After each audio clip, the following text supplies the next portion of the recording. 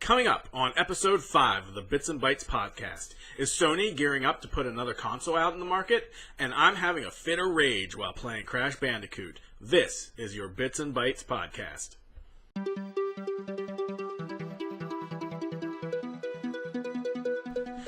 What's up, interwebs? I'm Jeff Shelley. You can reach me on Twitter at Sky_Striker with a Y, as always.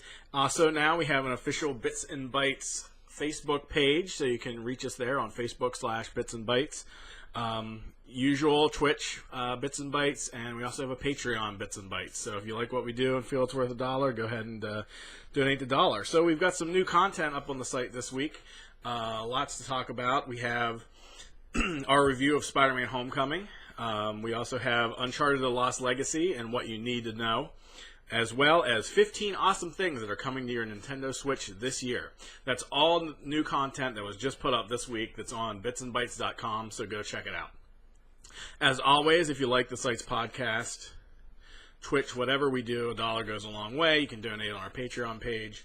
And we're just going to go from there into what I've been playing. I might look a little crispier. I don't know. I sort of still look washed out. But we were at the beach last week, so we just put out like a best of podcast thing, like best 10 console exclusives from on the Sony platform, PlayStation 4. So did the beach last week, and as I'm always at the beach, we did Ocean City, Maryland. So they have the boardwalk there, which is a perfect opportunity for me to play some Pokemon Go.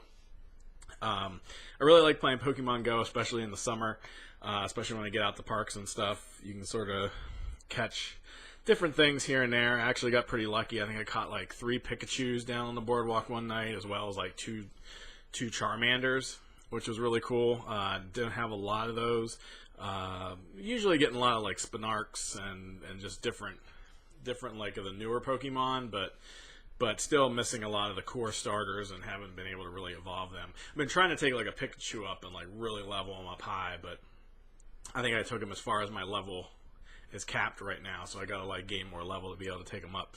So that's basically all I played while I was at the beach. Tried to play some Oceanhorn. Not too into that. Like I want to like it. I just get hung up on some stuff here and there with the puzzle solving and whatnot. So I really need to look at a guide for that. Maybe I'd enjoy it a little bit more. But then the other thing is, I got when we got back, I got Crash Bandicoot Nsane Trilogy for my PlayStation 4 and was playing that. Never had played the original ones at all when they were on PlayStation 1, so sort of missed those. But I gave them, I think I played for a good hour and a half, 2 hours. I think I'm like 20% through the first game. Definitely they did a great job on the cosmetic overhaul of it. Even some of the controls, like when I first started playing it, I was like, it wasn't as finicky as I thought it would be. Like I thought it would feel a lot stiffer than it was. But definitely a lot of like old gameplay mechanics at play, like with hitboxes and like you can't touch this thing no matter what. Like even if there's like a slight bit of fire and you can jump over it just because that fire's out and you're still going to get burned. So just getting used to sort of the base mechanics of it. I do find it had some stiff difficulty curves to it as well. Like it had these peaks, like in the last 2 levels I did especially. I think the one was I was racing on the back of a pig, which that one wasn't too bad. I think I died once completely, and then once I reloaded I got through it. But the one right after that, I think it was like a fort or something. That one was really tough. Like it took me like 5 overall tries to like finally have all the map memorized. Like I get like a few sections done, then I get hung up on a part, then I have to restart and get my way back up to that point where I got hung up last time. Work my way past that, got hung up on something else. So it definitely has that old school sensibility to it of trial and error and just memorizing the courses. I tried not to get too frustrated. I don't know if anybody saw the stream, but a lot of curse words on it. Usually I try to keep it clean, but that one did not happen. I was getting very frustrated with Crash Bandicoot. But I'm looking to come back to it here, debating what I'm going to play next. If you want to sign off, see more Crash Bandicoot, I got Mass Effect.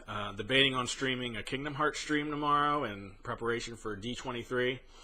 Recording this on a Friday, so D23 is going to be tomorrow. I think they're doing a level up which is all their gaming stuff. I think that comes on at 4 Eastern time. I want to say it starts at 1 on the West Coast and goes to about 3 o'clock. So that'll be about a 2-hour presentation. They said there's going to be a lot of Kingdom Hearts stuff there, some more Star Wars, Battlefront 2, Spider-Man. Maybe, I'm hoping we'll see something from this Avengers game. Just got sort of a grim little teaser of it, but nothing really too much. So I'm hoping they have something there too for D23. But yeah, so really digging Crash Bandicoot. But if you want to see me play something else besides those 2 games I mentioned, Kingdom Hearts or Crash Bandicoot, just let me know on Twitter or reply in the iTunes reviews, and just let me know what you'd like, or go to the Twitch channel BytsnBites and comment and on what you would like to see us play next. All right, so kicking off with our news stories, we're going to kick off on Sony. Could PlayStation 5 be on the horizon? It very well could be, says Wedbush Securities' Michael Patcher. In an interview with Gaming Bolt, Patcher says he expects the PlayStation 5 to launch in 2019, and that it will be another half step similar to the PlayStation Pro console. Patcher's quote exactly is this: the PS4 Pro is better from a technical perspective than the PS4, so I think that it's a half step towards the PS5. I think the PS5 will be another half step. Patcher then adds that his expectation is that it'll not be in 2018, but we'll see it in 2019. He thinks it's probably better timing because it works out with a 4K capable device with 4K TV reaching about 50% of the U.S. market. So basically his thought is, with 4K TV hitting about 50% of the market at that point in time, Sony's going to want another gaming device to push on to the people around the same time that also does 4K. I think it might be a little too soon, but definitely 2019, 2020. I know he had 2020 in there as well, and rounded it down to 2019. I mean, I could see it as another half step.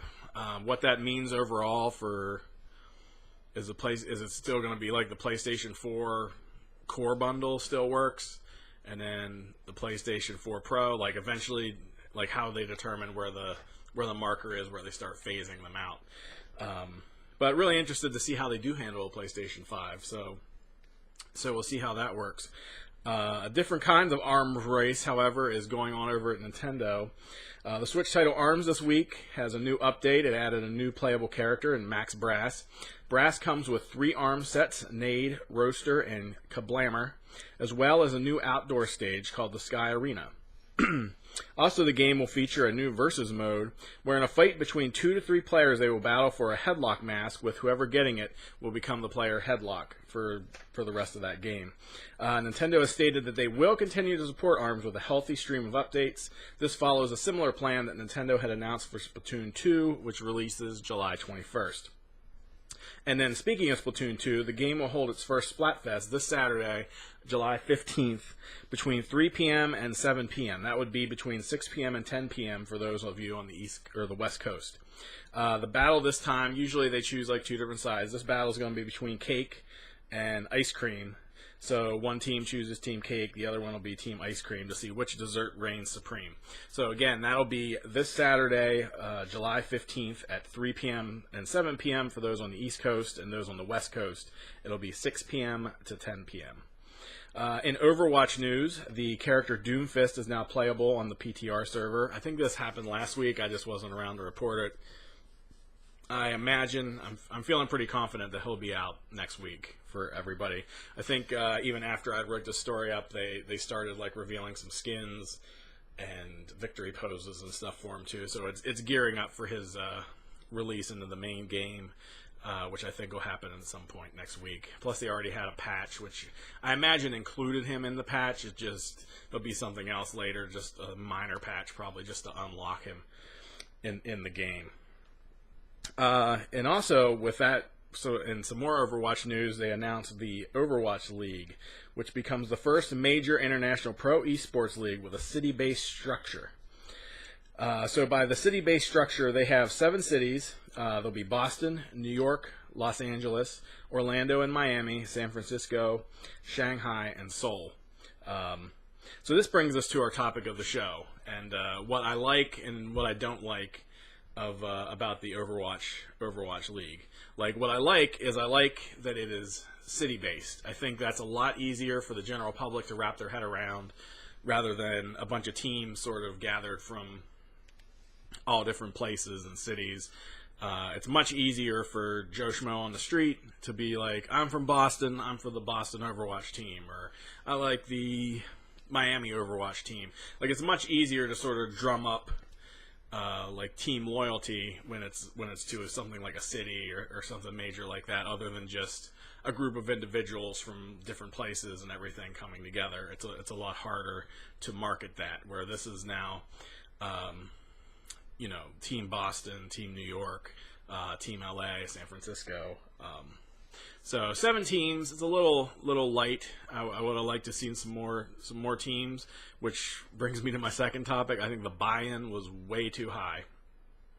I think the buy-in for this was like $20 million, and that was like the base buy-in, with prices actually in like the major areas like New York and LA actually costing more than that.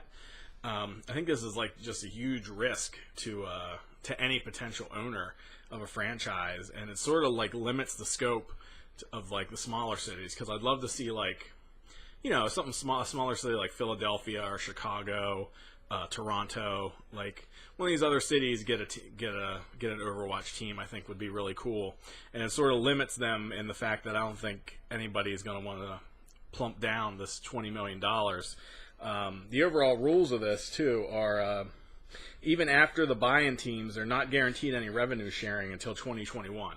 So they're going to have to wait a while until they're guaranteed to see any money off of this.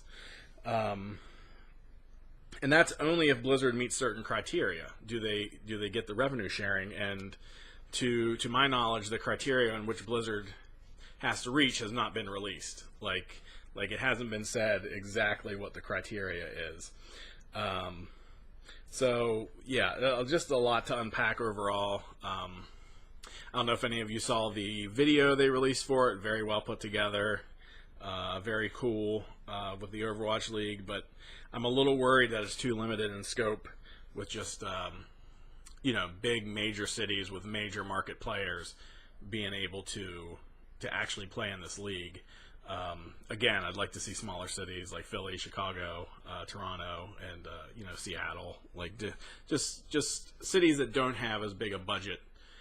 Like maybe lower it to 10 mil. Maybe that would help with some of these people. Although I don't know what you do with the people that donated the 20 mil. Then again, I'm not sure what the buy-in for professional teams are too. I imagine with NFL, it's a lot bigger because you got to invest in the stadium and all that stuff too. But this is, I think this is a step in the right direction for esports.